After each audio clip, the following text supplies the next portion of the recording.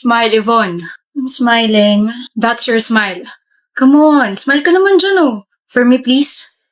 For you? Oo, smile ka naman kahit para lang sa crush mo. Ayan, okay na. Better. By the way, ganda-ganda mo. I know. Anong pwedeng i-expect namin sa love team yung dalawa? Of course, nalatag na sa amin yung mga gagawing movies, series, mall shows, meet and greets. Ayun, maraming nga abangan. Sinungaling. So, kamusta naman yung relationship niyong dalawa? Masaya. Masaya kaming dalawa. We've been hanging out this past few days, keeping each other's company, getting to know more. We've been having so much fun. Getting to know more means you both like each other? Yes. No? Oh, Yvonne? Getting to know more means casual lang. Also, whenever hangout na kaming dalawa lang. Tapos yung photos namin na kumakalat ngayon sa internet, yun yung time na pinagsabihan ko siya na wag akong akbayan during group dinner kasi ang uncomfortable.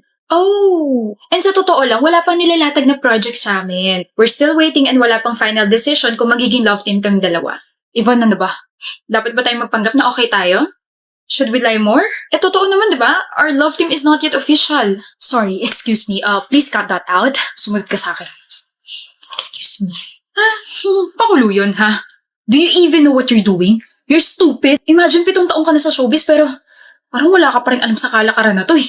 Simula pa lang sinabi ko na sa'yo, cheesy stupid lies won't work sa akin. Nagpapakatotoo lang ako. Tsaka bakit ako magsasabi ng mga kasinungalingan kung alam ko naman sa sarili ko na ikakasira ko rin yung mga yan? Ay nako, Denzel, you could have just said na we're good, we're friends, and we're so excited to work with each other.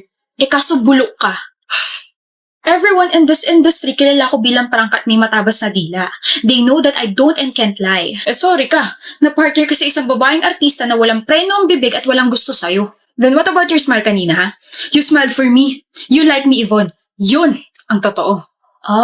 That. Yes, that. Iniisip ko yung boyfriend ko noon. Sabi mo kasi mag-smile na lang ako kahit para lang sa crush ko. Crush ko boyfriend ko, kaya ngumiti ako. Boyfriend? May boyfriend ka? Oo. Okay lang sa boyfriend mo na may ka-love team ka? Hindi pa nga kita ka-love team, kulit. Naka-unli ka ba ha? And yes, if ever, okay lang sa kanya. O sige. Kung matuloy man tong love team natin, hindi siya magsiselos? Ano ka ba? Naka-enroll yun sa anti-selos program ni Jack. Aside from that, alam ko yung limitasyon ko as an actress. Excuse me? Yes, hello. Let's continue na the interview. May mood swings lang kasi talaga tong si Yvonne eh. About the interview, it's already cancelled. Huh? We got a call from your management and they canceled the shoot. Excuse me. Tignan mo itong ginawa mo, Yvonne. Sinira mo tayong dalawa, sinira mo ko. Dawit tuloy yung pangalan ko dahil sa kagawa mo kanina sa interview. Wisit? Ako ang sumira sa'yo? Baka ikaw ang sumira sa sarili mo. What? Nag-text sa akin ng management. Sabi nila, they want me to stay away as far as I can from you. Why would they do that? You're clueless? Really, Denzel? You're trending right now. I mean, someone exposed you and I think kanina pa tong post na to. Cheating, bullying, and violence towards your past schoolmates? Hindi pa marunong humingi ng tawad sa mga biktima at hindi lang yon. When you were 16 daw, may na-hit and run kang isang babae.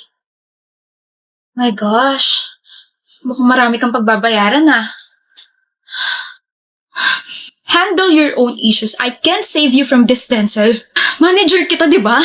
Just please help me. Hindi na ngayon. Okay? Everyone hates you. Madadawit na rin yung pangalan ko dahil tinulungan kitang tumakbo dati. Sumuko ka na lang sa pulis lalo na at kalat na ngayon sa social media yung video na na-hit and run mo yung babae. How? I made sure na wala na yun ah. Well, I guess the victim retrieved the CCTV footage. She's alive, Denzel. She's alive? Akala ko patay na siya. Si Yvonne yung nabangga mo dati. Alam niya na ba na ikaw yung na-hit and run niya? According to my sources, alam na niya. At alam niya na rin ba na ikaw yung nag-expose sa kanya? Na tinulungan mo yung mga ibang nabiktima niya? That? No love. Hindi niya rin alam na matagal nang alam na management yung mga ginawa niya. Kaya nga 1 taon na siyang walang project, diba? Tapos he was so excited na ma-partner sa akin kasi akala niya okay na lahat. Kaso nag-bounce back na sa kanya. Success plano mo, love. Nag-showbiz ka dahil sa kanya. Binuo mo yung pangalan mo tapos nagsumikap ka para magkaharap kayong dalawa. I'm impressed. Dapat lang. 7 taon ako naghirap sa showbiz para lang mapabagsak siya. Congrats, Yvonne. Hindi na siya makakaahon pa. This calls for a drink, love. Let's go? Sakit na ng ulo ko. Overtime, Trina? Kailangan eh, dami pang kailangan tapusin. Uwi ka na ba, G? Kailangan eh, may mga nag-aantay pa sa akin mga puso sa bahay. Sige, ingat ka ha. Ikaw ang mag-ingat, huwag ka masyadong papagabi at alam mo naman ngayon. Opo. Una na ako sis ha, chat mo na lang ako kapag nakauwi ka na. Bye-bye. Okay. Psst. G? G? Umuwi ka na ba talaga? Baka pinaprank mo na naman ako ha. Psst. G naman eh.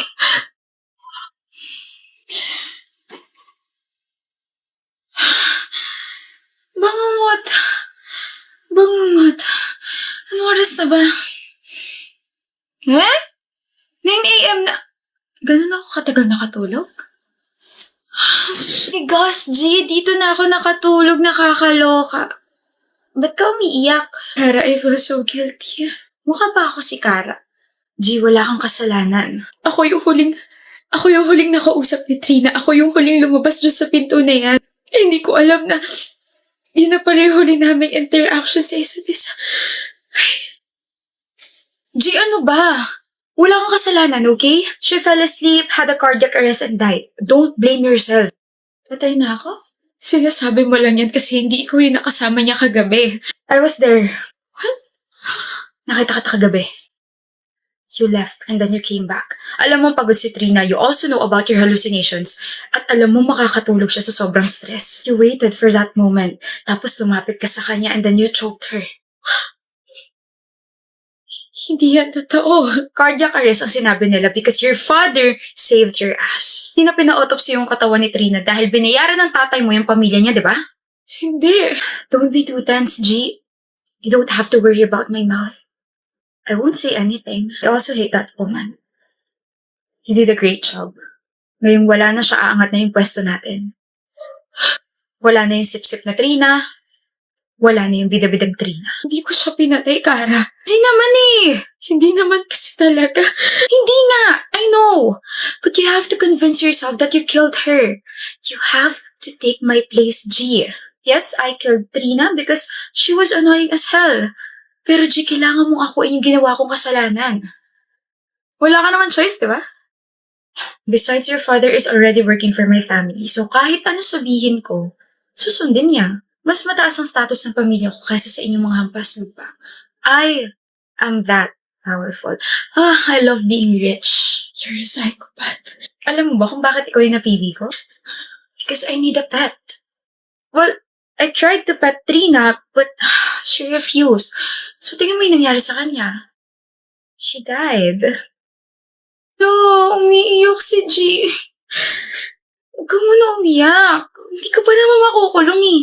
Tsaka nakapag-boring na ulit yung life ko. So ngayon na-excite ako paglaruan yung buhay niyo eh. Be a good girl, G, okay? So you and your family can still live for like what? 5 years? G, wag! Wala na ako pakialam kung makukulong ako pero uunahan na kitang patayin, Kara. Hayop ka. Hayop ka! Gising ka na, G. Tatawag lang ako ng doktor. Ate, nanaginip ako. I had a bad dream.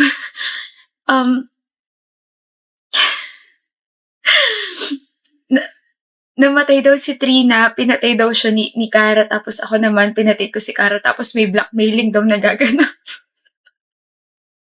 Can't you believe that? G, panaginip lang yun. Pero totoong wala na yung mga kaibigan mo. Huh? I'm sorry, but you have to know the truth. You've been in this hospital for 2 weeks na. Galing kayong sinehan, nanood kayo ng horror movie, and then after that, pumunta kayo sa isang bar. Tapos uminom kayo. Ikaw yung nag-drive na sasakyan, but you were too drunk kaya sumalpok yung sasakyan yung sa poste. And ikaw lang yung may airbag, G. Ikaw lang yung nabuhay. Yung panaginip. Tama na yung panaginip na yan, G. You have to face the reality. And you have to face your consequences because their families, kinasusuklaman ka nila.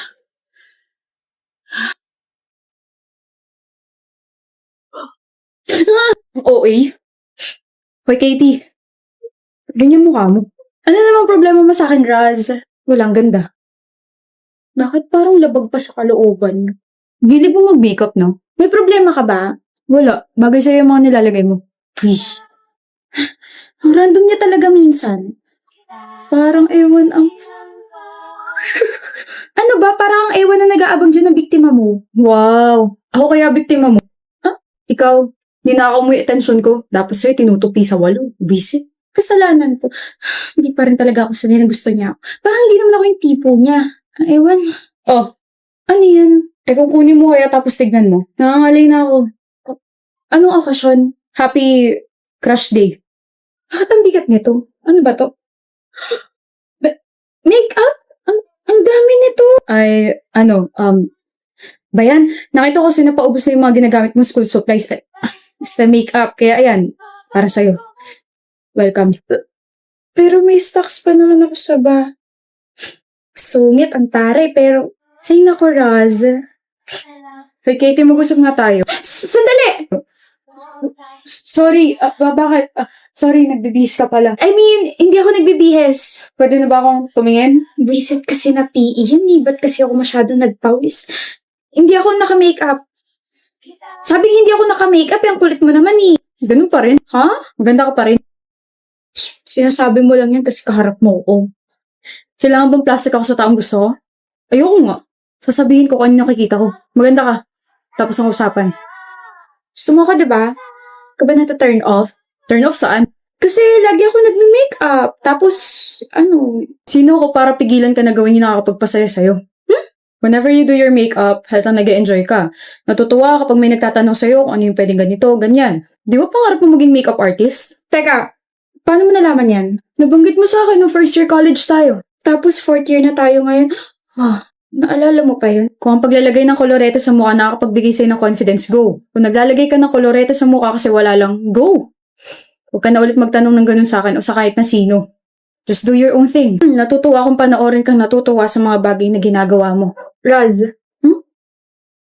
Thank you. Wala yun. Dito ako. So? Hindi ba ako yung hinahanap mo? Ikaw? Bakit? May maipaglilingkod ba ako sa'yo? Ang sungit mo talaga. Bakit ba ang sungit mo, ha? May totoo? This is my only way para pigilan yung emosyon ko kapag kaharap kita. Kasi kapag nag-all-in ako, baka magsawa ka sa ngiti ko. Paano bang ngumiti ang isang Raz? Ganito sa ibang tao. Tapos ganito sa'yo. Ito yung ngiting gustong-gusto ka. Ito yung ngiting pinipigilan ko kapag kaharap kita at gustong lumalabas kapag tinatalikuran na kita.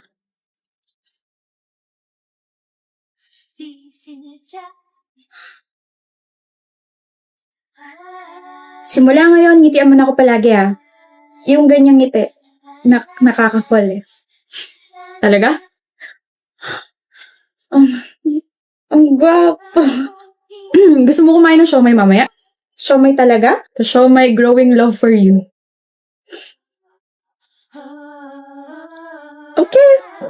Okay.